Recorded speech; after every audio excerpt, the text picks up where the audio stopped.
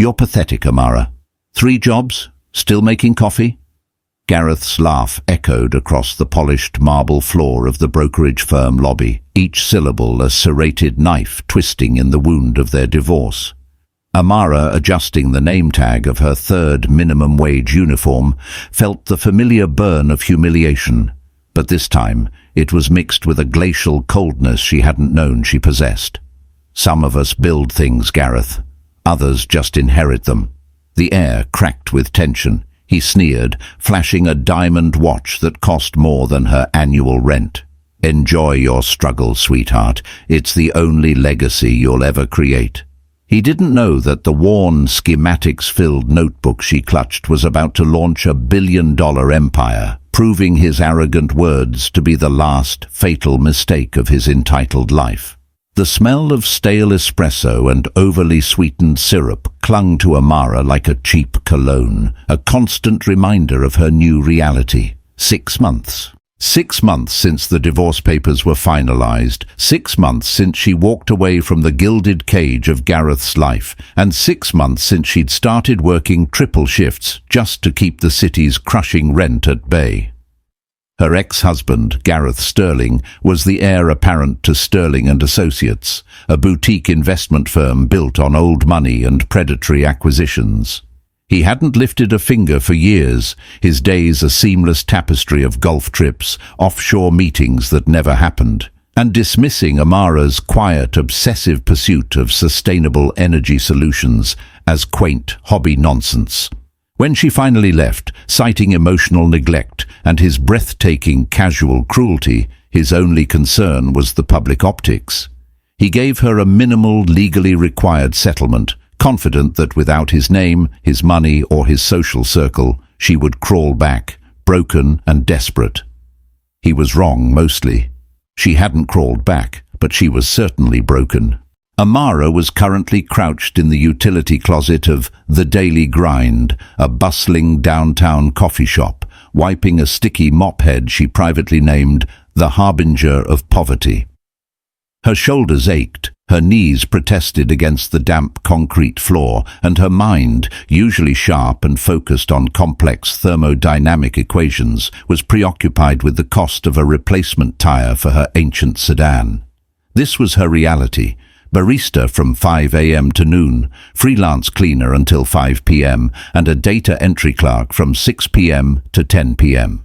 The small hours between 10 p.m. and 2 a.m. were dedicated to the project. The Chrono-Filter. The financial collapse. Just as she finished wringing the mop, her phone buzzed with an alert she had been dreading. Transaction failed. $87.50 rent payment. Her meager savings account was officially empty. A wave of nausea hit her. She had a week until the late fee doubled the charge. The Chrono-Filter's prototype, a collection of salvaged parts and custom-machined copper coils, was currently sitting in her tiny apartment's bathtub, her only secure workspace, and she needed one final expensive component, a bespoke piezoelectric oscillator. The cost was $450. It felt like $1 million. She leaned her head against the dusty water heater, letting out a silent, weary exhale. She had to decide which necessity to sacrifice: food, rent, or the only thing that gave her purpose. The coffee shop's main bell jingled, announcing a new wave of lunchtime customers. Amara pushed herself up, plastered a practiced, tired smile on her face, and stepped back into the fray. The afternoon was a blur of orders, steam wands, and muttered apologies. Around 3 p.m. the crowd thinned. Amara was wiping down the counter when a sleek black sedan, a new model Mercedes S-Class, pulled up dramatically outside, parking illegally across 2 spaces. A moment later, the door swung open and Gareth Sterling, looking impossibly pristine in a bespoke charcoal suit, strode in. He wasn't alone. Clinging to his arm was Celeste, a surgically perfect socialite he'd been parading since the ink dried on the divorce papers. They looked like a magazine spread, arrogant wealth personified. Gareth stopped directly in front of Amara's counter, his eyes scanning her uniform, her name tag, and the slight tremor in her hand as she held the cleaning cloth. A slow, sickening grin spread across his face. "Amara, is that really you?" he drawled, loud enough for the few remaining customers to turn their heads. Celeste giggled, covering her mouth with a bejeweled hand. "Oh, darling, is this the one who used to try and make solar panels out of tin foil?" Gareth squeezed her hand. "The very one." Apparently the genius had to return to her natural habitat, serving the public. He leaned closer to the counter, his voice dropping just low enough to be private, yet laced with maximum venom.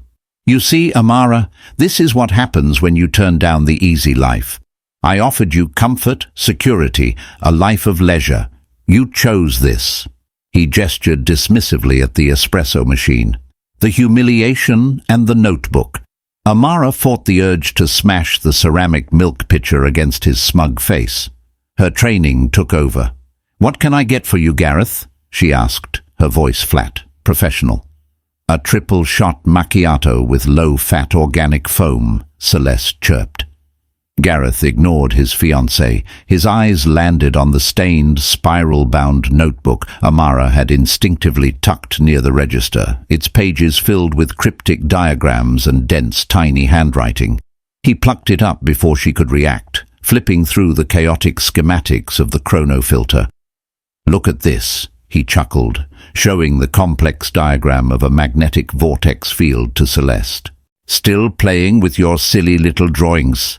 What is this, Amara? A perpetual motion machine?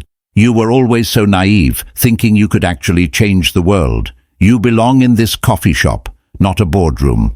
He tossed the notebook back onto the counter as if it were contaminated waste. He pulled out a thick wad of bills, $100 stack. He peeled off a single 20. "Keep the change, barista. Buy yourself a dictionary. Maybe you can learn the meaning of failure." He didn't order anything. He had only come to witness her misery and confirm his own superiority. As he turned to walk out, he paused at the door. "Oh, and Amara, Dad's firm is closing a massive new fund this quarter. 800 million in assets. We're drowning in success. You should have stayed." The door closed, leaving silence in its wake. Amara stood there, not moving, the $20 bill sticking to the counter where her hand had rested. Her colleagues gave her pitying looks. The burning vow. Amara didn't cry. She didn't even blink. She slowly picked up the notebook, smoothing the crumpled page where the Chrono-Filter diagram lay. Her humiliation had transformed into a singular, devastating focus. She looked down at the $20 bill, the failure fund he had left her, then across the street, where the shimmering, monolithic glass tower of Sterling and Associates dominated the skyline. She didn't just want to prove him wrong anymore. She wanted him to see her, truly see her, when she was standing on that pedestal, and watch him fall from his. She put the 20 in her pocket, not as a tip, but as a down payment on his ruin. She knew exactly which two of her jobs she was quitting tonight. The Chrono-Filter needed her full, undivided attention. The piezoelectric oscillator suddenly felt like a necessity, not a luxury. The game had just changed.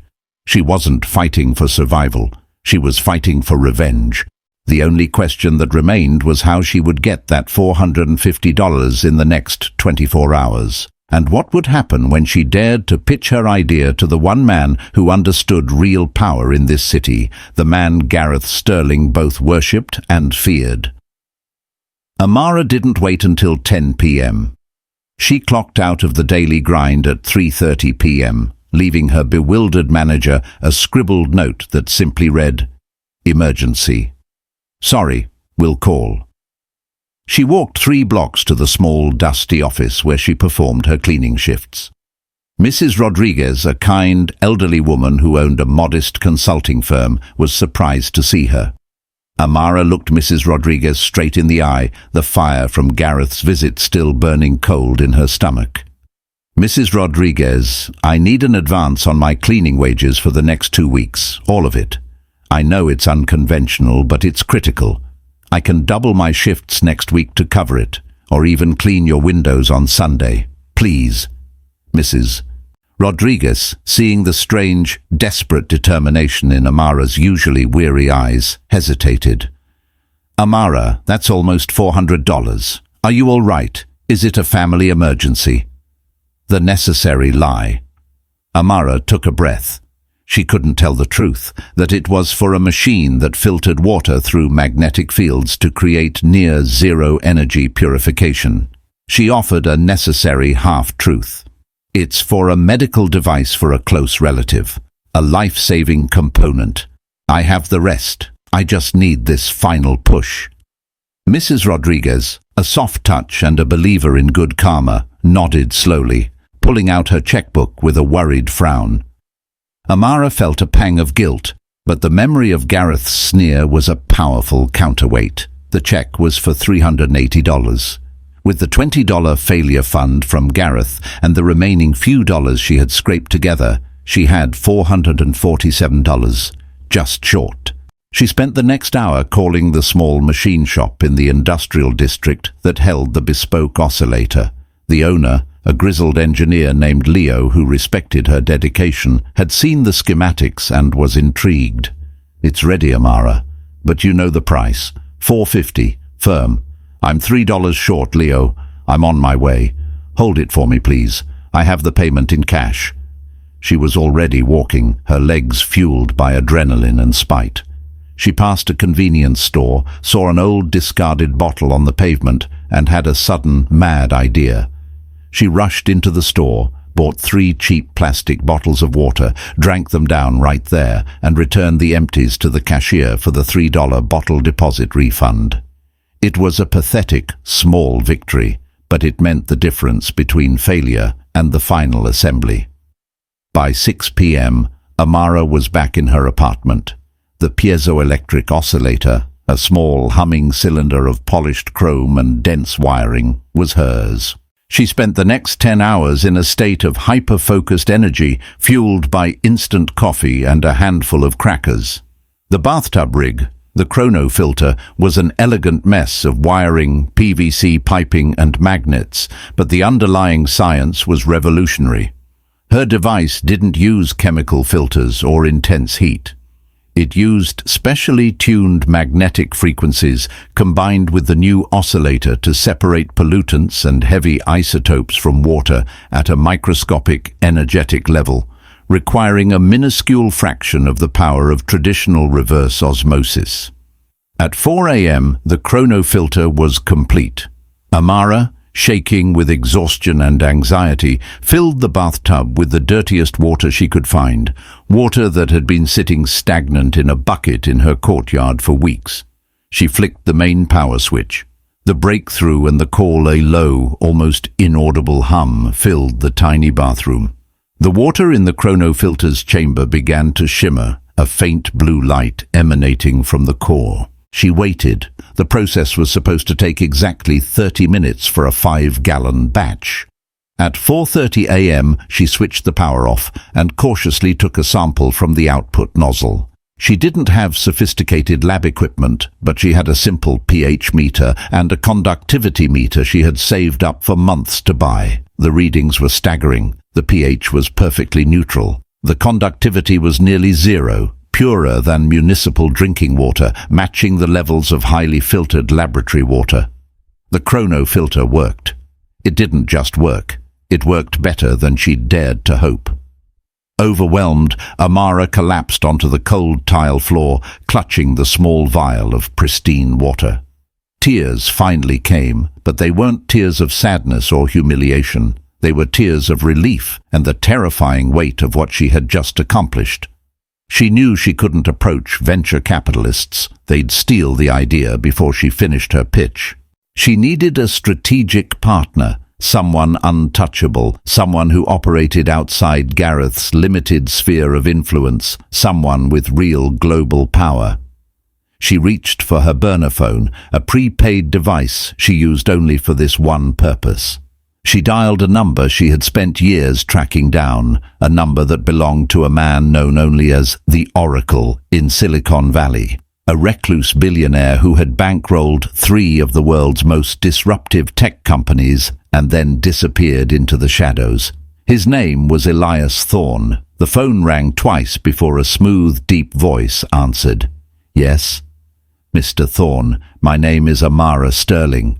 "I know who you are, Ms. Sterling. I read your thesis drafts 5 years ago when you were still at MIT, before you abandoned them to marry that Sterling boy. You waste my time, Ms. Sterling. That idea was underdeveloped." The fatal flaw revealed. Amara's heart seized. He knew her work, and he knew her mistake. Thorne continued, his voice dangerously quiet. "You forgot to account for the paramagnetic resonance when scaling the isotopic field. It creates a critical energy leak, a fatal flaw. I suggest you go back to pouring coffee." Just as Amara felt the world collapse around her, her victory crumbling to ash, she found her voice. "I fixed it. The paper was flawed. The solution isn't scale, it's temporal tuning. I replaced the standard coil with a bespoke piezoelectric oscillator that uses quantum frequency modulation to actively cancel the paramagnetic distortion. I just ran the first successful batch. I call it the Chrono-Filter. And Mr. Thorne, I can prove it works.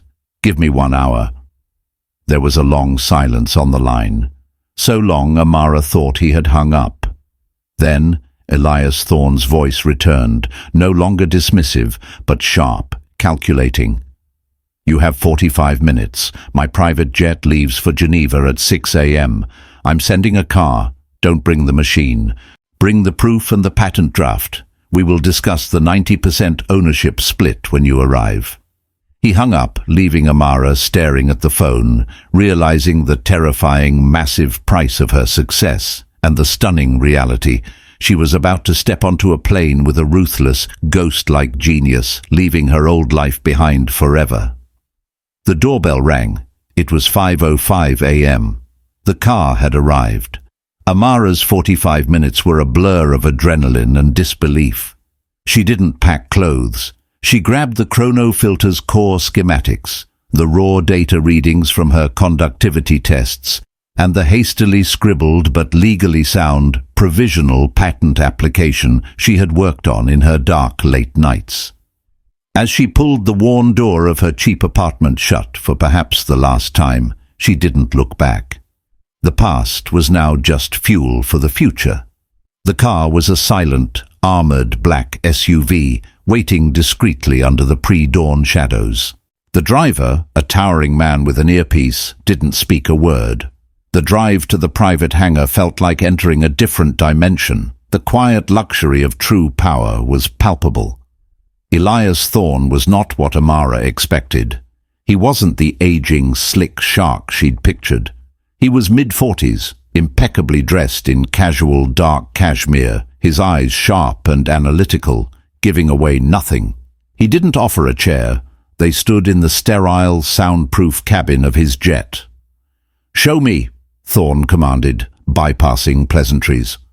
Amara spread the schematics and data sheets on the polished mahogany table.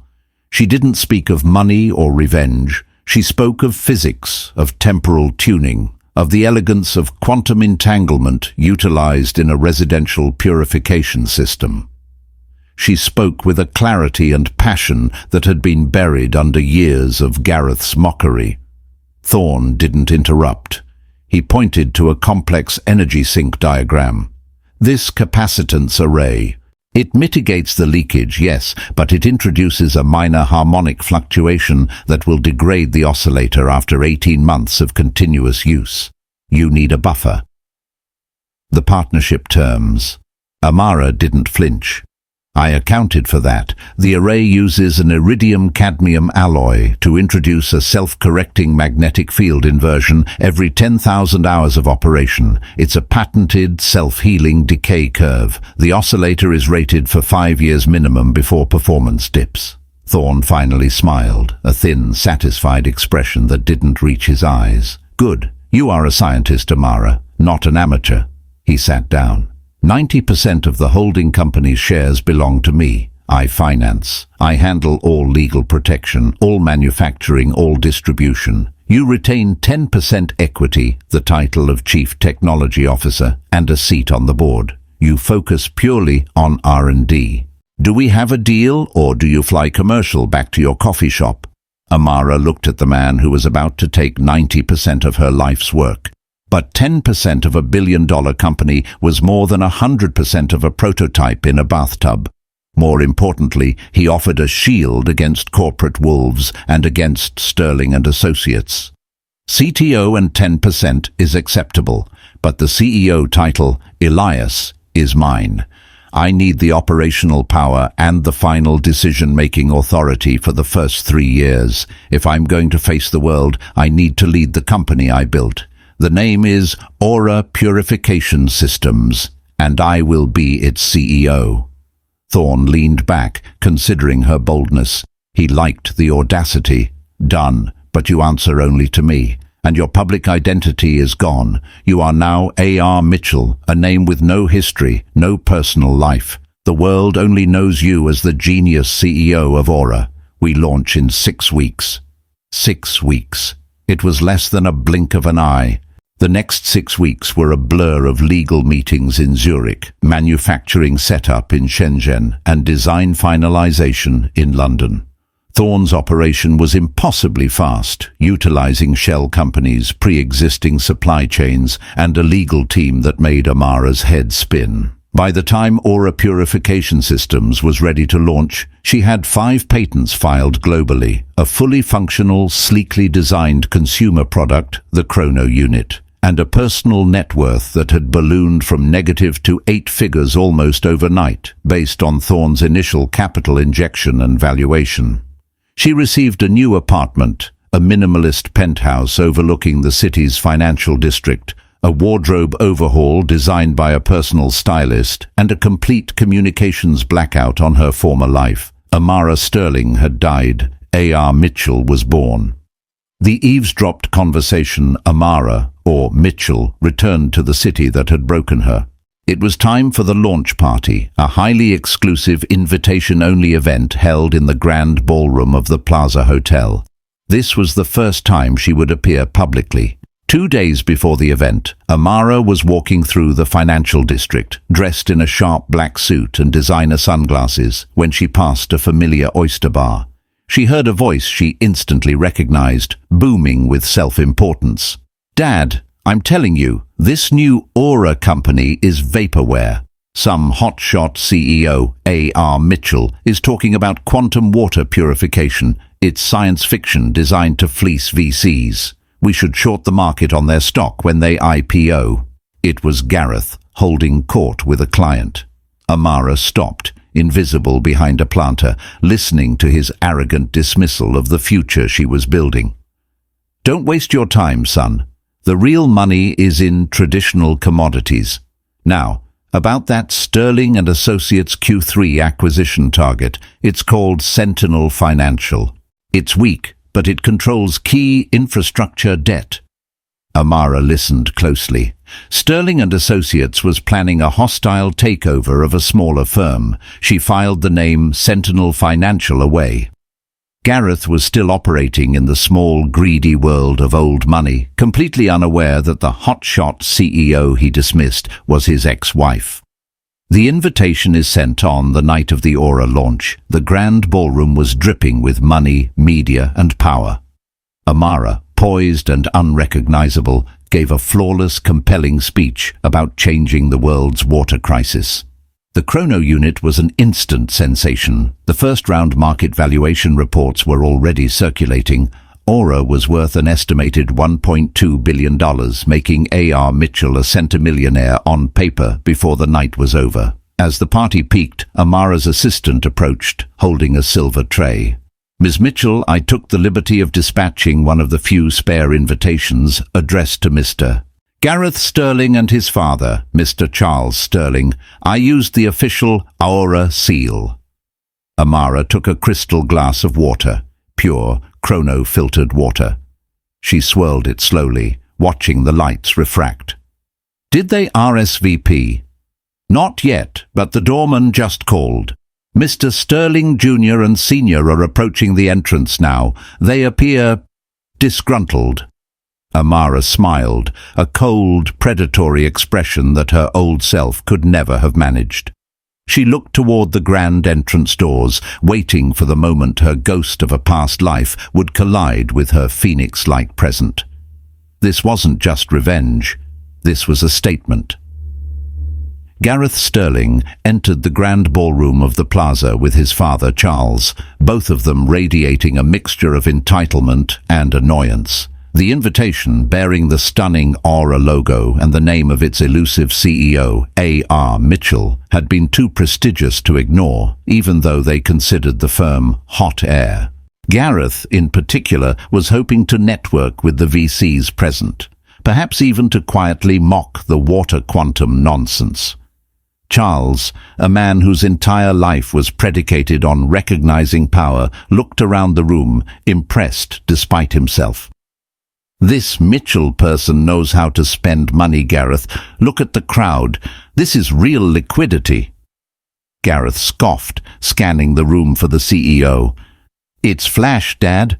Where is this A.R. Mitchell anyway? Probably hiding behind a wall of PR. The crowd began to part, and all eyes turned toward the dais. Amara, impeccably tailored in a sapphire blue suit that made her presence undeniable, descended the few steps, moving toward the center of the room with an almost unnerving grace. Her hair, once a tired, messy braid, was now styled into a sophisticated, sharp cut. Her confidence was a tangible, expensive garment. She was standing 20 feet away when Gareth finally saw her face. His jaw went slack. The expensive champagne flute he was holding tilted precariously. The denial. "Dad," Gareth whispered, his voice catching in his throat.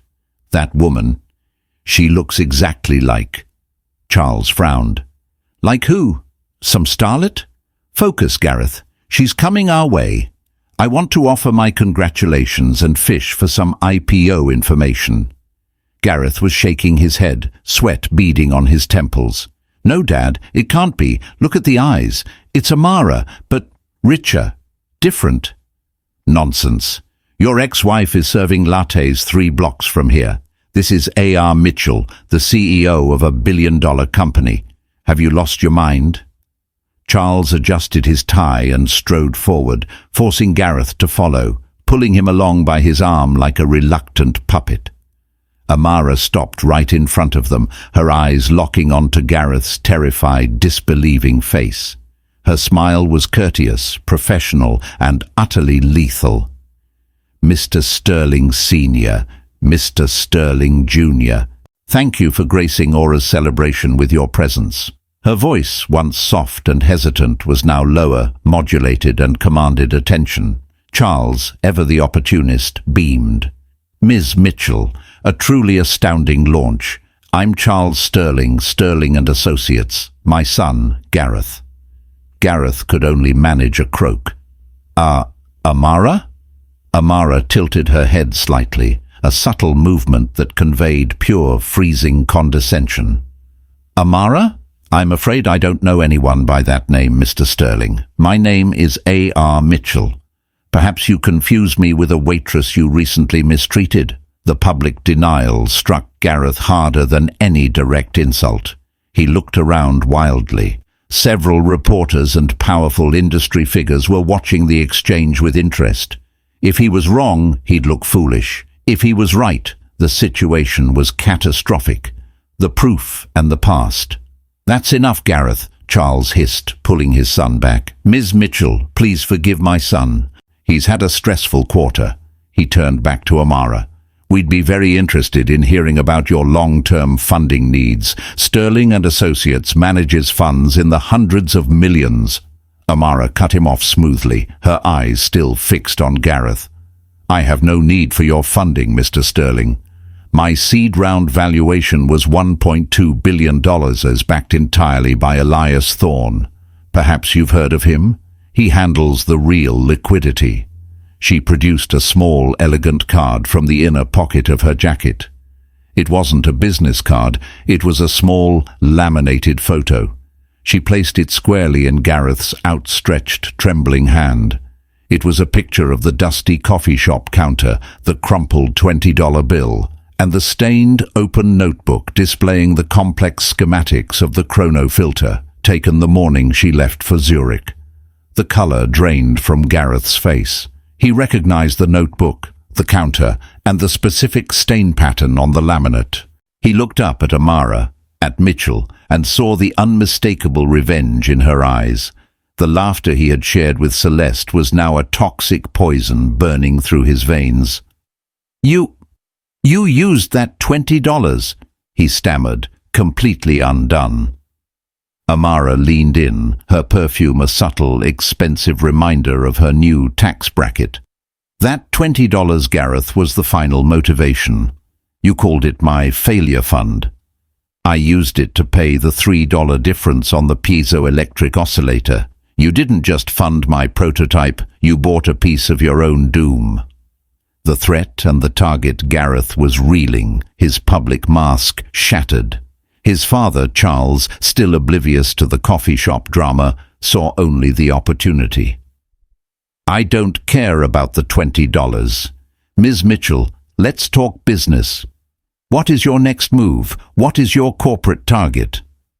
Amara looked from father to son, her expression hardening into the pure, cold steel of a strategic predator. She hadn't just come to humiliate Gareth. She had come to disarm the entire Sterling dynasty. My next move, Mr. Sterling Sr., it's an acquisition, actually, she stated, her voice carrying across the hushed crowd. And the target is a mid-sized, struggling financial firm called Sentinel Financial. It controls a critical infrastructure debt portfolio that Aura needs to secure its international operations. Gareth's eyes widened in horror.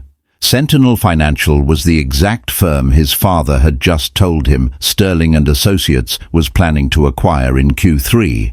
Amara had listened to their private conversation at the oyster bar and had moved in before they could even finalize their strategy.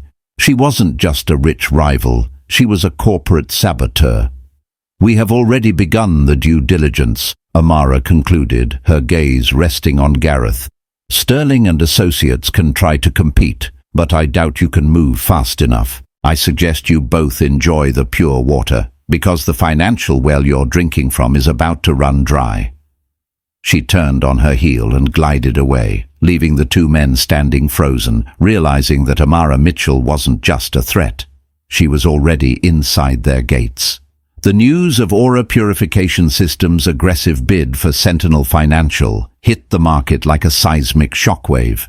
Amara had strategically overbid Sterling and Associates by a mere 5%, but she offered an immediate all-cash closing and a pledge to retain all existing Sentinel staff, a move that won over the board, who despised Charles Sterling's known reputation for brutal asset stripping. Within 72 hours of her launch party, Amara had not only secured $1 billion valuation, but had also deliberately and publicly blocked her ex-husband's family firm from a key strategic asset. The fallout at Sterling and Associates was immediate and toxic. Gareth, under immense pressure from his father, was tasked with figuring out Mitchell's next move and finding a weakness in Aura. He was obsessed, spending hours digging into the company, only to be blocked by Elias Thorne's impenetrable legal structure. Every search for A.R. Mitchell led to a carefully crafted, sterile biography. He couldn't even prove she was Amara Sterling without admitting the entire embarrassing story to the public. The counter-strike Charles Sterling, driven by decades of unchecked power and rage, called Amara directly, not as Mitchell, but as Amara. Amara, you think this is funny? Playing corporate games? You were a dependent nobody 6 months ago. I know you're behind this Sentinel nonsense. Call off the deal and I'll settle this quietly. A 7-figure settlement. You can go back to being a rich homemaker. Amara took the call in her new corner office, the panoramic view of the financial district, including Sterling and Associates Tower, framing her like a queen on her throne. Mr. Sterling, you are confusing my identity with my position. I am A.R. Mitchell, the CEO of Aura, and I don't negotiate my acquisitions. I close them. Also, your offer of a homemaker settlement is insulting.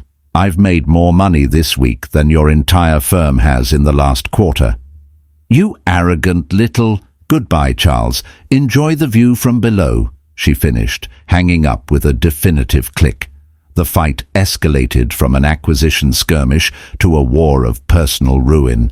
Amara knew that blocking Sentinel was a painful scratch, but she wanted to inflict a mortal wound on Gareth's pride and the source of his entitlement, the Sterling family's primary residence, an historic, sprawling estate known as the Citadel. This house was Gareth's true symbol of power, his childhood home, currently valued at $55 million. Amara discovered through a contact in the municipal planning office, a friendly acquaintance from her data entry days, that the Citadel was under a crippling, accelerated property tax lien due to a complex trust issue Charles Sterling had hoped to quietly resolve. The deadline was 48 hours away. The House of Cards Amara contacted Thorne's legal team. I need an anonymous holding company, Ascend Holdings, to purchase the outstanding tax lien on 1220 Crestwood Drive, the Citadel. I want the deed in Ascend's name, closed within 36 hours. Pay 15% over the value of the lien. I want to own that house. Thorne, intrigued by her ruthlessness, handled it personally. It was an unconventional move, but legally clean. She wasn't buying the house outright, she was buying the insurmountable debt tied to it, forcing a swift, quiet foreclosure transfer. 2 days later, the deed for the Citadel was transferred to Ascend Holdings. It was time for the emotional fantasies scene. Amara dressed in a pure white, custom-made power suit. She ordered a massive floral arrangement, not of roses or lilies, but of the most poisonous, rare nightshade plants, shaped like a funeral wreath. She told her driver to take her directly to the Citadel. Gareth was at the house, hosting a small, desperate gathering for his closest friends and Celeste, pretending the Sentinel loss hadn't happened. He was visibly tense, drinking heavily, trying to project the confidence of a man still in charge. The massive gates of the Citadel swung open unannounced. Amara's armored black car glided up the long, sweeping driveway and stopped directly in front of the grand entrance, blocking Celeste's parked Maserati. Amara stepped out, holding a document folio and the grotesque nightshade wreath. The eviction and the laughter. Gareth stumbled out of the front door, furious at the interruption. "Who the hell are you? Get that junk car off my property, or I'll have you arrested for trespassing," he bellowed, failing to recognize her at first in the glaring afternoon sun. Amara walked slowly toward him, her footsteps echoing on the marble portico. Celeste and the remaining guests gathered in the doorway, watching the spectacle. "Trespassing, Gareth? I don't think so." Amara looked up at the towering pillars of the Citadel, the golden cage she had once been trapped in. She smiled. "I am A.R. Mitchell, CEO of Ascend Holdings, and as of this morning, this property belongs to me." She handed Gareth the folio. Inside was the transfer of deed and the finalized tax lien foreclosure notice, stamped with the seal of the city. He looked at the documents, then at her face. The realization, slow and horrifying, crashed over him. "No, no, you can't do this. This is our home." This is Charles Sterling's." "It was Charles Sterling's," Amara corrected calmly. She handed the nightshade wreath to a bewildered Gareth. "That's a housewarming gift, and I think you'll find the terms of the immediate foreclosure transfer stipulate that you, your fiancé, and anyone else currently residing here have exactly 1 hour to vacate. Security will arrive shortly to ensure compliance." She stepped back, turning to face Celeste and Gareth's horrified friends. She then did something truly unhinged, the core of the sweet revenge fantasy. She threw her head back, and let out a long, loud, glorious laugh, echoing the exact superior, mocking laugh Gareth had used on her 6 months prior in the coffee shop lobby. It was pure, unadulterated triumph, escalating into a terrifying, cathartic roar. As the sound died down, Amara pulled out her phone and placed a call. "Elias, send the demolition crew to 1220 Crestwood. I want this place leveled and turned into a public park. I believe the neighborhood could use more green space." Gareth stood amidst the silence, clutching the transfer deed and the wreath of poisonous flowers, realizing that his entire privileged world had just been bought and sentenced to death by the barista he laughed at. His face crumpled, not in sadness, but in absolute, terrifying, irreversible defeat.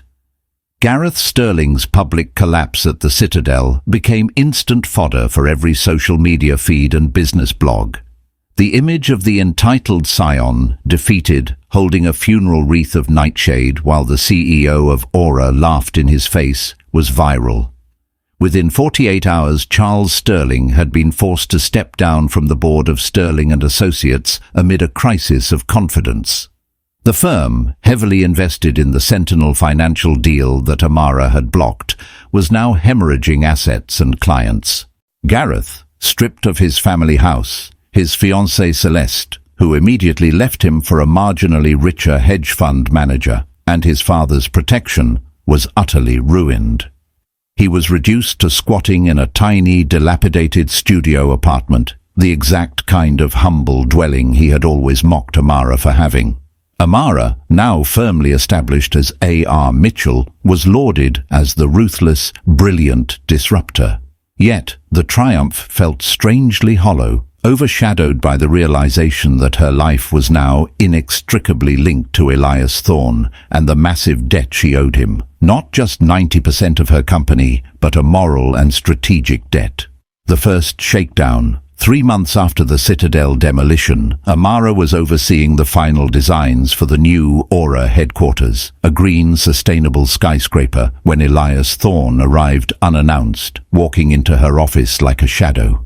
"The Chrono unit is a staggering success, Amara. The demand is 10 times our projected supply. We are greenlighting the IPO next quarter," Thorne stated, bypassing the small talk. "That's excellent, Elias. I've designed the next generation filter, smaller, more efficient, ready for R&D deployment."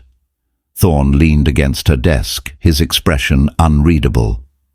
"R&D can wait. I have a problem that requires the CEO's touch. One of my investment partners, a group called Vespa, is applying aggressive pressure on a Chilean copper mine I own. They're trying to force a fire sale.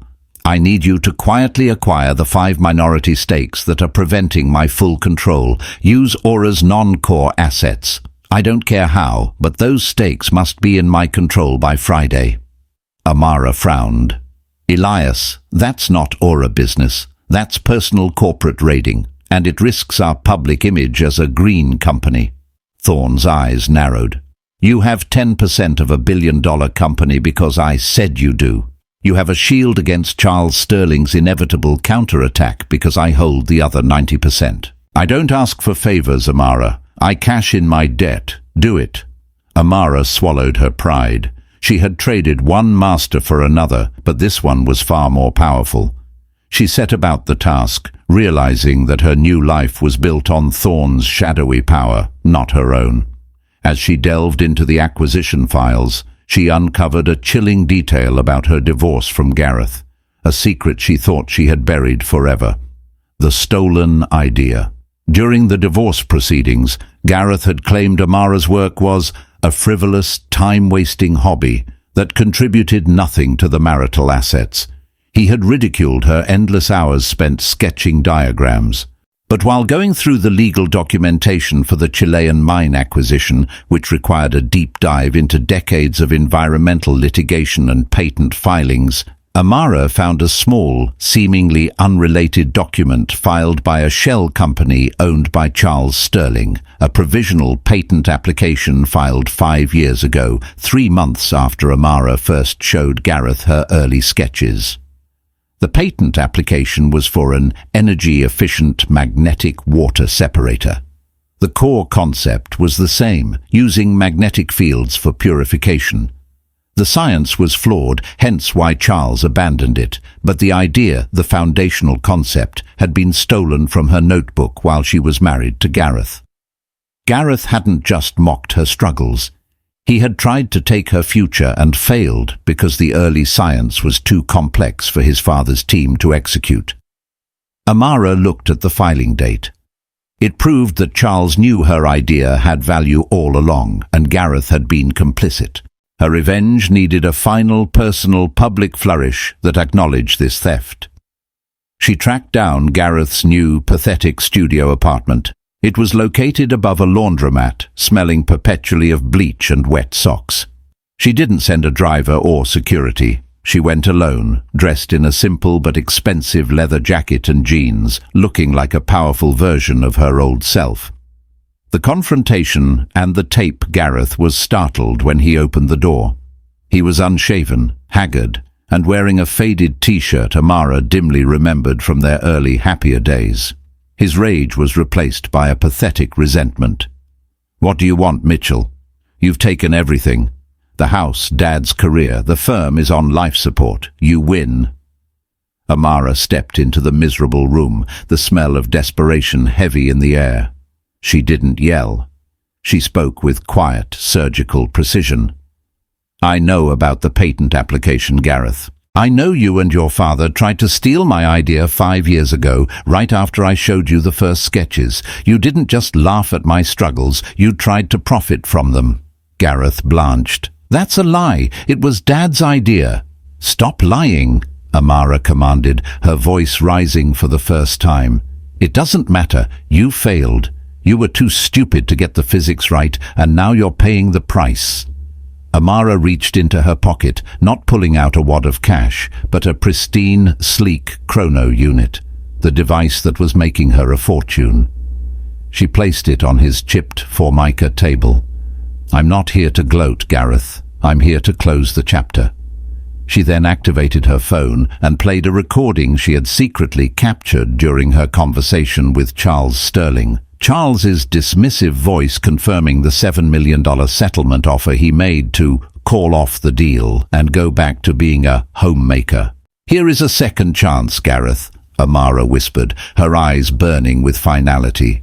"Your father offered me $7 million to disappear. I'll offer you $5,000. Take this chrono unit, sell it on eBay, and take the money. Use it to disappear and start a new, quiet life. Don't speak my name again. Don't speak Aura's name again. Otherwise, I will expose the patent theft and ensure you and your father face fraud charges. Your choice." She dropped the 5 crisp $1,000 bills onto the table next to the device. Gareth looked from the clean bills to the life-changing device, then at Amara's face, knowing that the ghost of the humble coffee shop girl was gone forever. He reached out a trembling hand, ready to take the money, when a new figure appeared in the doorway, a shadowy man with a sharp suit and colder eyes than Elias Thorne, who had been listening to the entire conversation from the stairwell. The man in the doorway was named Zev. He wasn't associated with Sterling and Associates. He was a silent, high-ranking enforcer for Vespa, the investment group Thorne was trying to outmaneuver in the Chilean copper mine deal. Zev's presence was a clear message. Thorne was crossing the line, and Amara, as the newly minted CEO of Aura, was now a potential liability. "Ms. Mitchell," Zev said, his voice flat and accented, stepping into the small apartment without invitation. He ignored Gareth entirely, treating him like furniture. "Mr. Thorne's business should remain his. You are making decisions that affect partners you don't know." Amara instantly recognized the danger. This wasn't a business threat.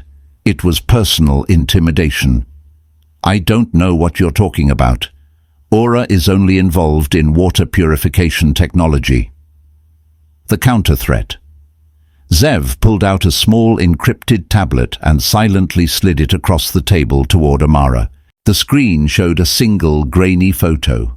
Amara, 6 months ago, huddled in the utility closet of the daily grind, wiping down the mop, looking utterly exhausted.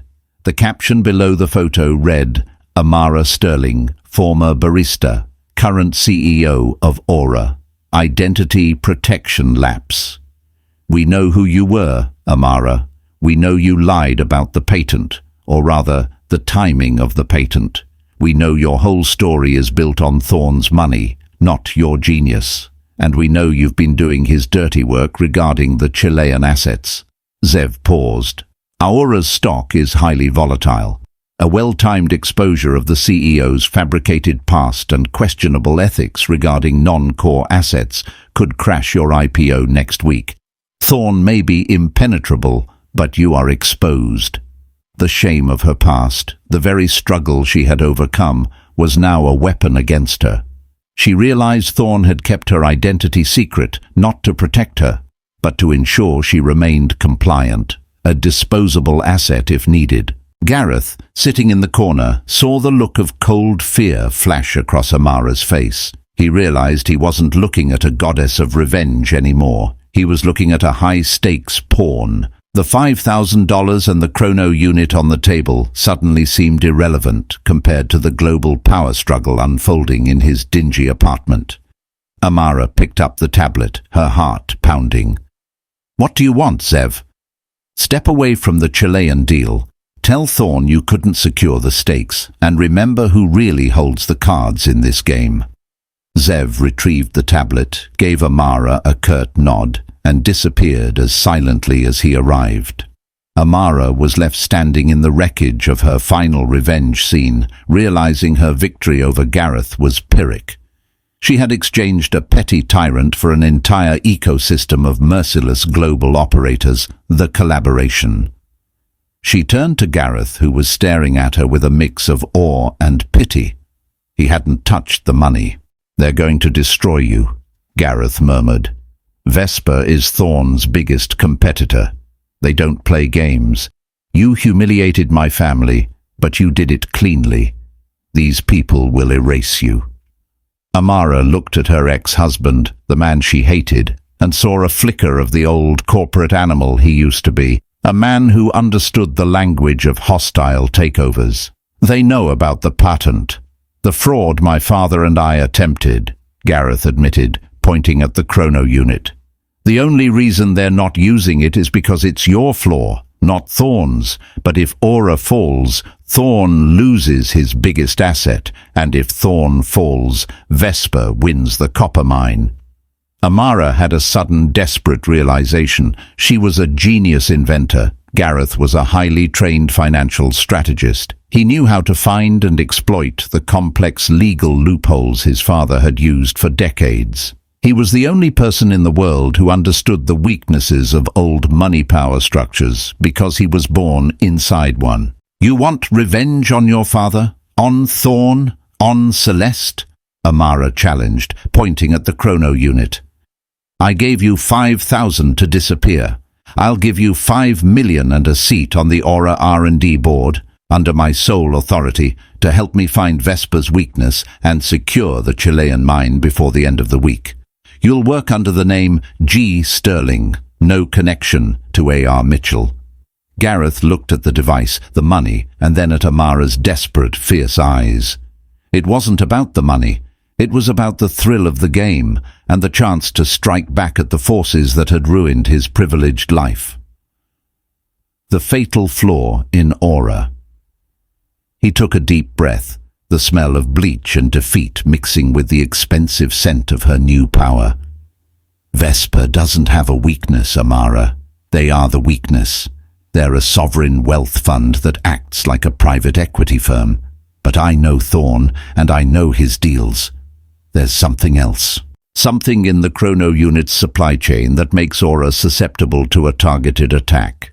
It's not your past they're targeting, it's your future.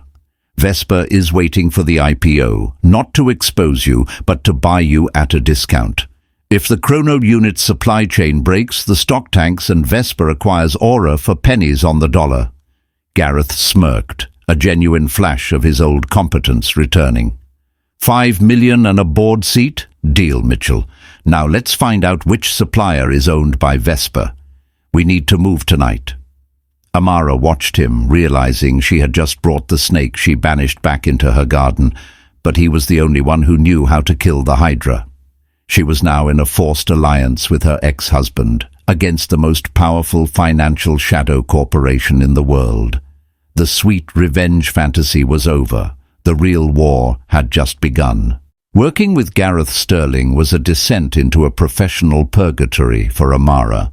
The physical proximity, late nights fueled by espresso, huddled over encrypted laptops, was agonizing.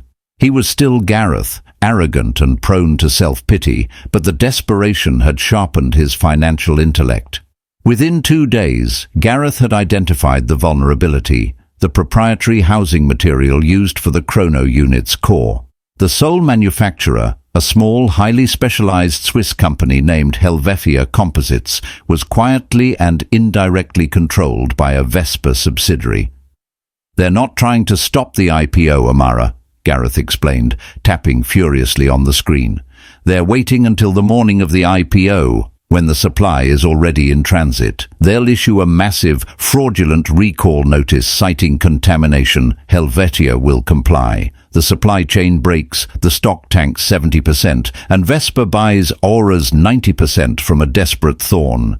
"So Thorn knows he's exposed?" Amara asked, aghast.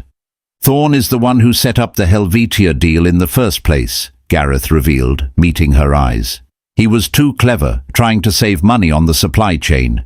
He left a loophole and Vesper found it. You're the human shield, Amara." The double betrayal. Amara realized she was surrounded by betrayers. The ex-husband who tried to steal her work, and the benefactor who was setting her up as a fall guy. "We need to buy Helvetia Composites tonight," Amara stated, "before Vesper can finalize their recall move. It's a clean corporate acquisition." "Impossible. Helvetia is private, and Vesper's subsidiary is blocking the sale. We need a nuclear option, Amara. The only way to move Helvetia is to trigger a crisis that forces the sale to the highest bidder." Gareth smiled, a predatory glint returning to his eyes. "I know how my father would have done it." Helvetia's founder, Old Man Fisher, has an immense ego and a crippling secret debt tied to a private art collection. We can anonymously buy that debt and threaten immediate public seizure of the collection. Fisher will sell Helvetia instantly to anyone who clears his name and pays off the debt. It was ruthless, unethical, and perfectly legal in the world of high finance. It was the language of the Sterling dynasty. Amara looked at him, then at her phone. She called Thorn. "Elias, Vesper has control of Helvetia Composites. I have a plan to force a crisis sale, but it requires $100 million untraceable funds in the next 2 hours. Thorn was silent for a moment. "You're a fast learner, A.R. Mitchell. The money will be wired to Ascend Holdings. Don't fail." By dawn, Helvetia Composites was owned, free and clear, by Water-Purification Systems. The IPO went off without a hitch. Aura was officially a $1 trillion company on paper, and Amara's 10% was worth a staggering $100 million in liquid assets. She had won the war, saved Thorn, and leveraged Gareth's dark skills to do it. The final offer. Gareth sat across from her in the new Aura boardroom, sunlight streaming onto his tired, triumphant face. "We did it, Amara. We beat them. Your 5 million and the board seat." Amara pushed a contract across the table. It wasn't a board seat. It was a non-disclosure agreement and a severance package. "You performed brilliantly, Gareth. Your tactical mind saved Aura. The 5 million is yours, but the board seat is not." Gareth's face crumpled again, the final painful humiliation. "What? Why? I earned this. I helped you win." "You helped Elias Thorn win, Gareth, and you did it by using the exact predatory tactics that defined your family's corruption. You've proven you are still a Sterling," Amara said, her voice devoid of emotion.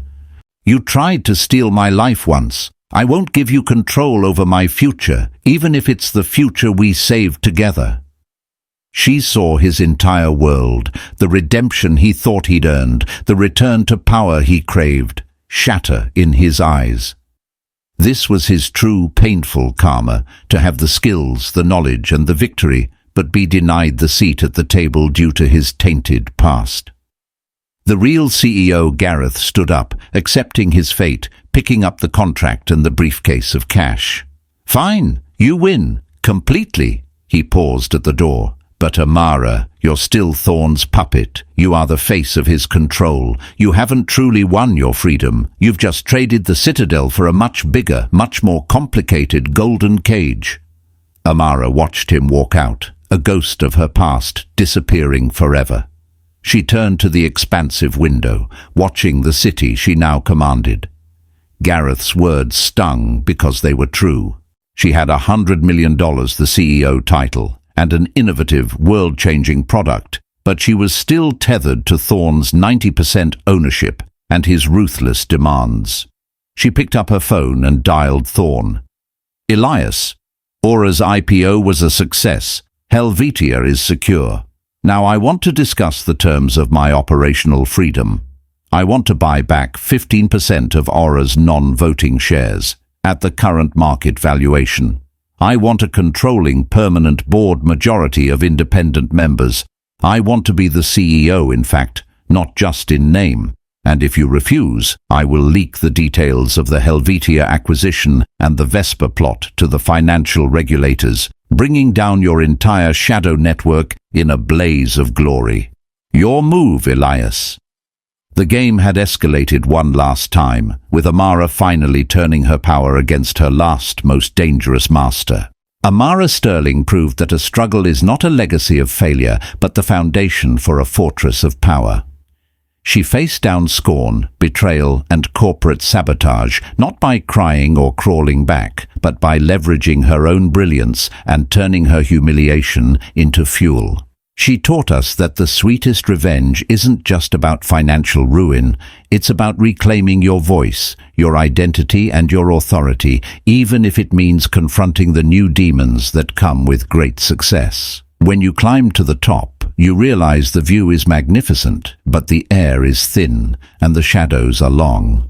Amara's journey from barista to billionaire CEO wasn't just a win. It was a terrifying lesson in the true cost of power and the eternal vigilance required to protect it. If you loved this story of high-stakes revenge, corporate drama, and sweet, sweet karma, hit that like button and share this video.